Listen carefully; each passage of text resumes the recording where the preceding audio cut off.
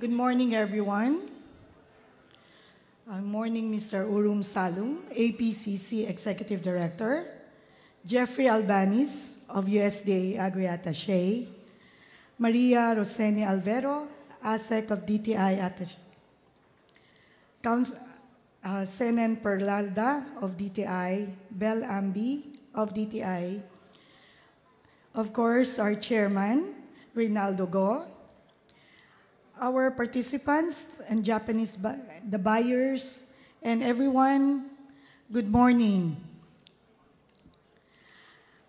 Today, our secretary, Manny Piñol, is supposed to be here, and I was asked and tasked to give an introduction for the president, but then it ended up for me as the guest speaker. So today, it's very fitting also. I will be talking about shift of paradigm.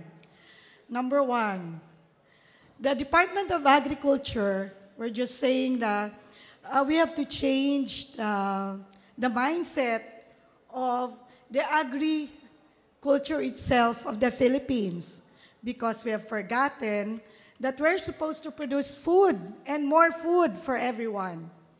And a shift of paradigm because it will be inclusive.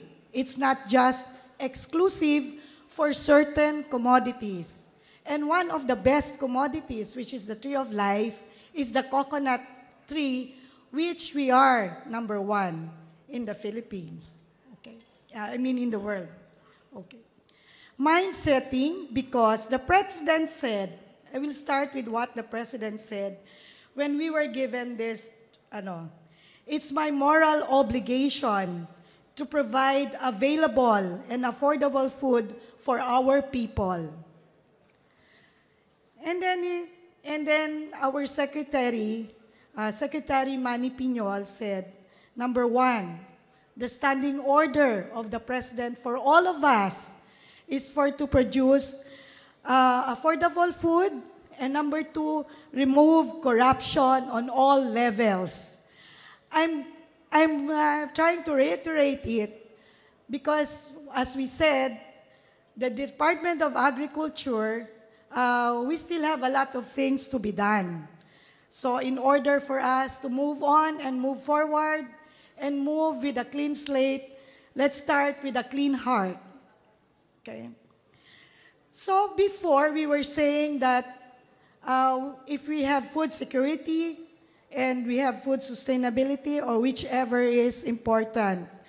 Pero ngayon, because of climate change, number one priority will be food sustainability in terms of, and food security in terms of rice production.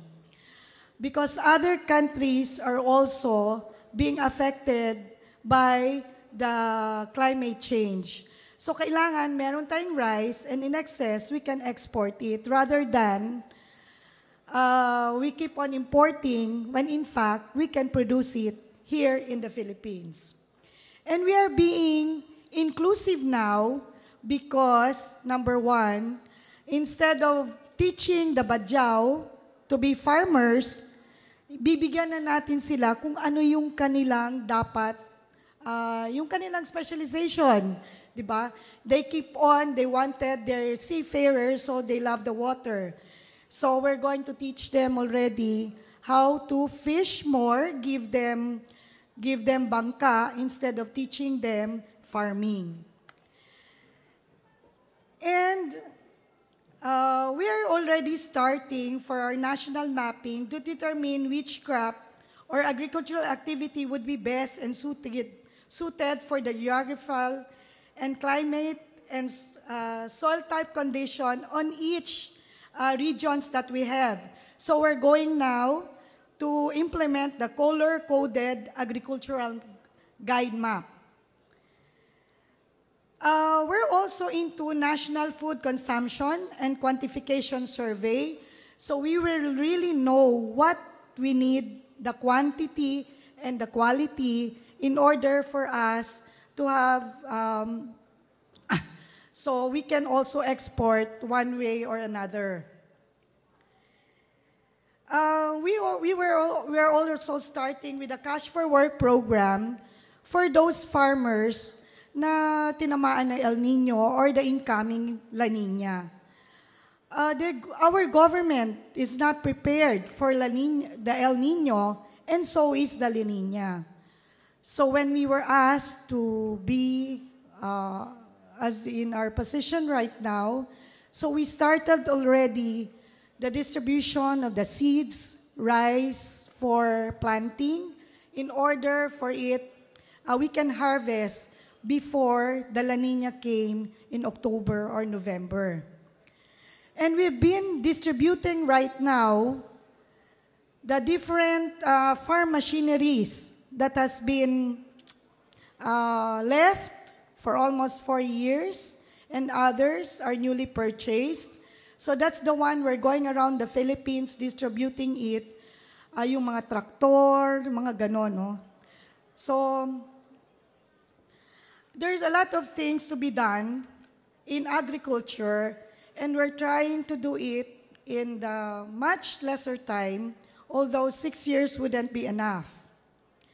And we're encouraging now the farmers to avail of the Philippine Crop Insurance. And finally, because I haven't mentioned the other crops, kasi mahaba, no? And what you would like to hear is about the coconut. So for this morning, our plan for the coconut, which the PCA had already expounded, for the Department of Agriculture, we're encouraging the intercropping of cacao, coffee, corn, or even the dry rice, the upland rice, in between the coconuts. And we're going to give a little bit of a support on this, and for sure, the farmers, if we only would know what you need. I'm saying it's a shift of paradigm and change of, sa totoo lang, with Manny Piñol, Secretary Manny Piñol, we don't like to be talking here on the stage and telling you what we wanted to do. It's because we're not magicians to know.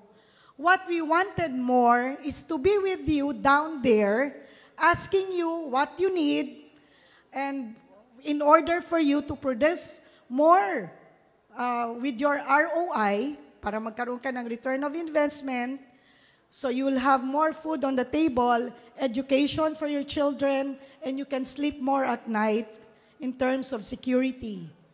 Okay? Because when we're talking here, we will just be saying what we think is right.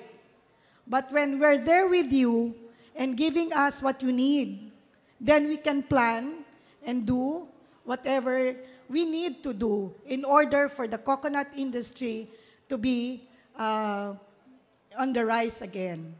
But for sure, we are already into planning for more coconuts to be planted. We know na it takes about 5 years. That's why you need cash crops in between. I will ask your chairman to give me your needs. And I also made some inputs this morning that there's a plan for a show in New York for Mindanao regarding your finished product. If we can come and we give a support on this para magtulungan lang tayo. So finally, I would again reiterate what the President said, to provide affordable food for the table. So in behalf of the President and our Secretary, Manny Piñol, you just approach us, text us, or call us. No protocol of being Your Excellency or whatever. We're here. It's a shift of paradigm. We're for the people. So it's a matter of each one of us linking hands to help one another and telling each other what we need because we cannot just, we're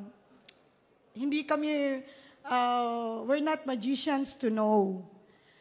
But that's what we're already doing now. We're going around the country. In fact, we sleep at 2 o'clock and go about at 7. And we're trying to meet the different farmers on all levels so we know what to do on the next 6 years. So good morning, everyone. Magkaisa tayo, and we're just here for you. Thank you.